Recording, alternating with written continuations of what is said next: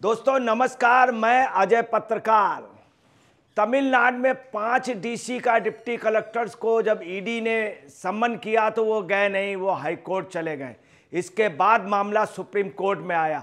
Supreme court ने decision दिया है कि ईडी के बुलाने पे आना ही होगा, ईडी के सम्मन का सम्मान करना होगा। जो क्वेश्चन पूछे जाएं उस पे भी आपको जवाब देना होगा, टू द पॉइंट। ईडी और ये भी कह दिया है कि धारा 50 का पूरा पालन करना पड़ेगा। सबसे ज़्यादा इसका अगर किसी पे असर पड़ेगा तो अरविंद केजरीवाल पे पड़ेगा, जो ये कह रहे थे कि जितने भी सम्मन हैं ये अवैधानिक हैं, असंवैधानिक हैं और ये गलत हैं। अब आप देखिए, सुप्रीम कोर्ट ने बाकायदे डिसीजन दिया है पूरी केजरीवाल के उसमें। इस समय खलबली मची हुई ईडी ऑफिस को इस आदेश से सुप्रीम कोर्ट से बड़ा कुछ नहीं है, सुप्रीम कोर्ट का आदेश हुआ है। जस्टिस बेला एम त्रिवेदी और जस्टिस पंकज मित्तल की पीठ इस मामले की सुनवाई कर रही थी।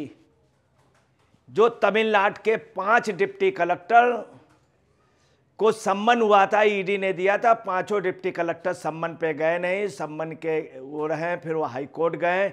5 डिप्टी कलेक्टर, इनके ऊपर आरोप थे मनी लॉन्ड्रिंग के। फिर सुप्रीम कोर्ट में मामला आया, सुप्रीम कोर्ट ने डिसीजन दिया है, सुनवाई कर रही थी। पीठ ने कहा कि ईडी अगर मनी लॉन्ड्रिंग के मामले में किसी को बुलाती है तो उसको हाजिर होना ही होगा। सुप्रीम कोर्ट की पीठ ने स्पष्ट किया है कि हर हाल में हाजिर होना ही पड़ेगा अगर ईडी बुलाती। अब देखिए, अरविंद केजरीवाल 7 सम्मन पे नहीं गए, 8वां सम्मन भी इनको इशू हो गया। 2 दिन पहले 8वां सम्मन इशू हुआ है, 4 मार्च को इनको जाना है। उसके लिए भी कह चुके हैं अवैधानिक है, मैं नहीं जाऊंगा, स्पष्ट वो कह चुके हैं। दूसरा, उन्होंने कहा कि केजरीवाल ने कि ईडी जो है मुख्यमंत्री को बुला ही नहीं सकता है। उन्होंने अपनी संवैधानिक वो पोस्ट बतलाई। अब देखिए आगे क्या कह रहे हैं सुप्रीम कोर्ट के जस्टिस। मनी लॉन्ड्रिंग मामले में किसी को बुलाती तो उसको हाजिर ही होना होगा और पीएमएलए के तहत अगर जरूरी हुआ तो सबूत भी पेश करना होगा। केजरीवाल जी क्या कह रहे हैं? पीएमएलए के तौर पे सबूत नहीं देना चाहते, किसी भी चीज के सबूत नहीं देना चाहते। शीश महल घोटाला लगा, उस पर कुछ बोले नहीं कि मैंने इतना 60 करोड़ का, कुछ नहीं। इसमें मनी लॉन्ड्रिंग में सभी लोग कह रहे हैं, सुकेश चंद्रशेखर ने भी कहा, तमाम लोगों ने कहा और इनके उस पर गवाही दी, सब ने एक्सेप्ट किया, इनडायरेक्ट वे पे इनके साथियों ने भी एक्सेप्ट किया। उसके बावजूद भी केजरीवाल पीएमएलए केस में खामोश हैं, ईडी के सम्मन को लगातार नज़रअंदाज कर रहे थे। 1 नहीं, 2 नहीं, 3 के बाद कुर्की के अरेस्टिंग की पोजीशन हो जाती। इनके 7 इशू हो गए, 8वां सम्मन का भी इशू हो चुका है 2 रोज पहले। सुप्रीम कोर्ट की पीठ ने यह भी कहा, दरअसल पीएमएलए के सेक्शन 50 के मुताबिक ईडी अधिकारियों के पास ये ताकत है कि वे किसी भी ऐसे शख्स को सम्मन जारी कर पूछताछ के लिए बुला सकते हैं जिनको वे जांच के सिलसिले में जरूरी समझते हैं। साफ तौर पे सुप्रीम कोर्ट के जस्टिस बेला एम त्रिवेदी और जस्टिस पंकज मित्तल जी ने की पीठ ने स्पष्ट कर दिया है कि सेक्शन 50 के मुताबिक ईडी अधिकारियों के पास ताकत है, वो किसी को भी बुला सकते हैं। अब समस्या आ रही केजरीवाल के लिए, केजरीवाल भी कोई ना कोई काट ढूंढेंगे, कोई ना कोई बहाना ढूंढेंगे। केजरीवाल सोचते हैं सबको बुला सकती है ईडी, परंतु हमको नहीं बुला सकती है। अब देश की एक स्थिति बड़ी बुरी हो गई है कि कोई किसी को भी ईडी अगर बुलाते हैं, खूब घोटाला कर लीजिए, और जब ईडी बुलाएं तो समय से जाइए ही नहीं। यही पोजीशन ममता बनर्जी के भतीजे अभिषेक ने की, वो विदेश चला गया। यही पोजीशन लालू के लड़के ने, ईडी के बुलाने पर नहीं गए, बाद में जब ईडी ने थोड़ी सख्ती की तब ये बात मुश्किल गए, वो भी ईडी इनसे घर पे पूछने गया। यही पोजीशन संजय सिंह के साथ थी, ईडी ने बुलाया नहीं गए, फिर संजय सिंह के घर पे ईडी गई, तब जाकर के उनसे बातचीत हुई, बातचीत के बाद उनकी अरेस्टिंग हुई। यही पोजीशन झारखंड के चीफ मिनिस्टर ने की, उन्होंने भी नहीं गए और नहीं जाने के बाद 6 सम्मन के बाद 7वें सम्मन पे तब जाकर के उनकी अरेस्टिंग हो पाई। तो ये स्थिति बनती जा रही है कि ईडी के खूब घोटाला कर लो और ईडी के पास जाओ नहीं, चूंकि मैं चीफ मिनिस्टर हूँ, मैं मिनिस्टर हूँ। तो ये चीज़ जो थी सुप्रीम कोर्ट ने डिसीजन कर दिया, सारा कन्फ्यूजन दूर हो गया। अब लोगों को समझ जाना चाहिए कि केजरीवाल गलत हैं, केजरीवाल। अब वो बात अलग है कि ये तमिलनाडु से डिसीजन हुआ, तमिलनाडु के मामले का ताजुब ये है कि अब ये एक वो हो गया और ये ऑर्डिनेंस हो गया, इसको पालन करना ही पड़ेगा, केजरीवाल को जाना ही होगा। स्पष्ट किया है पीठ ने, और खास तौर से जस्टिस एम बेला त्रिवेदी ने और जस्टिस पंकज मित्तल ने भी कह दिया कि सम्मन जारी होते हुए पूछताछ के लिए यदि ईडी बुलाते हैं तो आपको हर हाल में जाना पड़ेगा, जिनकी वो जांच के सिलसिले में जरूरी समझते हैं। बहुत क्लियर हो गया, कोई भी शख्स हो चाहे जितनी बड़ी पोस्ट हो उसको जाना ही होगा। देखिए क्या था पूरा मामला। ईडी यानी प्रवर्तन निदेशालय तमिलनाडु में एक कथित रेत खनन घोटाले की जांच कर रही है। बहुत बड़ा घोटाला तमिलनाडु का रेत खनन का हुआ है, जिसपे वहाँ का सरकार और अधिकारी, डिप्टी कलेक्टर मतलब डीएम वगैरह सब लोग हैं। इसकी जांच हुई, सीबीआई पहले जांच हुई, एफआईआर हुई, बाकायदे लोगों ने गवाही दी, घोटाला हुआ, उसके काफ़ी प्रूफ हुए, सीबीआई जांच हुई, फिर ईडी के पास मामला गया। ईडी ने जब इन लोगों पे सख्ती की तो इन लोगों ने आने से 5 डीसी ने मना कर दिया। ईडी यानी प्रवर्तन निदेशालय तमिलनाडु में कथित रेत खनन घोटाले की जांच कर रही है।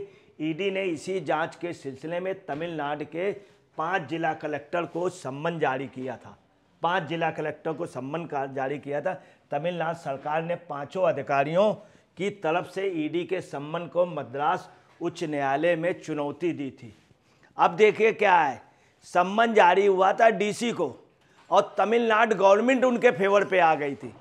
तमिलनाडु गवर्नमेंट वही है जो सनातन का विरोध कर रही थी, जिसने मनीष कश्यप को बेवजह जेल पे रखा था, रासुका लगा दी थी, उसको छूटने नहीं दिया था। वो छूट रहा था, आधी रात को उसके खिलाफ डिसीजन करके और कोर्ट में मामला ले जा करके एनएसए लगा दिया था मनीष का, वही तमिलनाडु सरकार। और तमिलनाडु ने क्या किया, 5 डिप्टी कलेक्टर के लिए खुद हाई कोर्ट चली गई। अब देखिए आगे क्या होता है। अब देखिए हाई कोर्ट ने सुनवाई के बाद ईडी के सम्मन पर रोक लगा दी। ईडी ये मामला लेकर सुप्रीम कोर्ट पहुंची हुई थी, रोक लगा दी। इन 5 लोगों के सम्मन के उस पर रोक लगा दी, उनसे पूछने के लिए, उनको बुलाने के लिए रोक लगा दी। तब ईडी सुप्रीम कोर्ट गए, मतलब ईडी को सुप्रीम कोर्ट जाना पड़ा। आप देखिए इतना बड़ा रेत का घोटाला पूरे देश में मशहूर है, उसमें बाकायदे सरकार इन्वॉल्व थी, सरकार उन डीसी के लिए सपोर्ट कर रही है, डिप्टी कलेक्टर के लिए। अब जब सुप्रीम कोर्ट ईडी गई है तब देखिए क्या हुआ। ईडी ये मामला लेकर सुप्रीम कोर्ट पहुंची हुई थी। ईडी का कहना था कि मद्रास हाई कोर्ट की सम्मन पर रोक सही नहीं है। सुप्रीम कोर्ट ने ईडी के तर्कों को सही माना और सम्मन पर लगे रोक को हटा दिया। इसका अर्थ यह है कि तमिलनाडु के 5 अधिकारियों को अब ईडी के सामने पेश होना होगा। अब देख लीजिए, ईडी, डिप्टी कलेक्टर, जो बहुत बड़ी पोस्ट है, तमिलनाडु सरकार हाई कोर्ट से उनको हाई कोर्ट से उनको पक्ष मिल गया था फेवर का। उसके बाद सुप्रीम कोर्ट ईडी को जाना पड़ा। उन्होंने साफ कह दिया कि हर हाल में अधिकारियों को आना ही होगा और अधिकारी दोषी हैं, ये भी क्लियर, और ये भी कह दिया कि ईडी के सामने पेश होना पड़ेगा। अब समस्या है केजरीवाल 4 तारीख को क्या करते हैं, 4 मार्च को सुप्रीम कोर्ट के आदेश के बावजूद भी जाते हैं या बेशर्मी की हद कर देते हैं। सुप्रीम कोर्ट के आदेश के अनुसार हर हाल में 3 तारीख को पूरी तैयारी कर लेनी चाहिए अरविंद केजरीवाल को और 4 को सुबह पहुंच जाना चाहिए। परंतु चूंकि केजरीवाल मनी लॉन्ड्रिंग के केस हैं, तमाम उनके खिलाफ सबूत हैं, वो अपना कुछ न कुछ, उनको घमंड है कि मैं मुख्यमंत्री हूँ, मैं दिल्ली का राजा हूँ, मैं प्रधानमंत्री बनूंगा, मैं ये बनूंगा, मैं सबसे ज़्यादा पढ़ा लिखा हूँ। अब देखिए क्या है, सुप्रीम कोर्ट के आदेश से इनको जाना ही पड़ेगा। अब 4 मार्च पड़ी है, इसमें नहीं जाएंगे तो फिर ईडी करेगा, 16 मार्च से पहले फिर कोई डेट मिलेगी। और इनका ये कहना है कि मामला कोर्ट में है, ईडी कोर्ट में ले गए इनका मामला, ईडी स्वयं ले गए, तो इनको तो सम्मन पे जाना ही पड़ेगा। ईडी इसीलिए ले गए कि आ नहीं रहा अगला शख्स, केजरीवाल आ नहीं रहे, इस कारण ईडी ले गए। तो इनको हर हाल में वहाँ पे आना तो हो गई, परंतु ये लगातार उस पर कर रहे हैं विरोध। इसी मामले में मनी लॉन्ड्रिंग में आप देखिए जिस पे केजरीवाल जी हैं उस पे ऑलरेडी लोग जेल पे हैं। ये देखिए मनीष सिसोदिया जी जेल पे हैं तिहाड़ पे, और ये देखिए संजय सिंह जेल पे हैं, ये देखिए ये भी तिहाड़ जेल पे हैं जैन साहब। सब लोग जेल बेल खेल के उस पे हैं, और केजरीवाल जी इस समय बेल खेल, उनका खेल बेल जेल तक आ गया है, परंतु वो जा नहीं रहे हैं। अब देखिए आप पहचान रहे होंगे इस चेहरे को, केजरीवाल जी। शायद अब इनके माथे पे सिलवट आएगी अगर हया नाम की चीज होगी।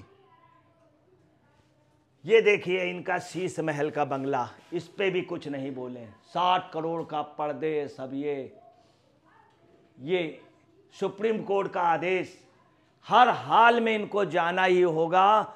अब नहीं कहना चाहिए सुप्रीम कोर्ट का आदेश है, ये महल छोड़ना होगा या कौन से महल पे जाना होगा, ये निर्णय जल्द होगा, इसी महीने की आखिरी तक होगा। कि केजरीवाल का जितनी जिद, हर जगह अपनी मनमानी, हर एक चीज़ को अवैधानिक बता देना, सम्मान को अवैधानिक बताना, जबकि संविधान के दायरे पे है।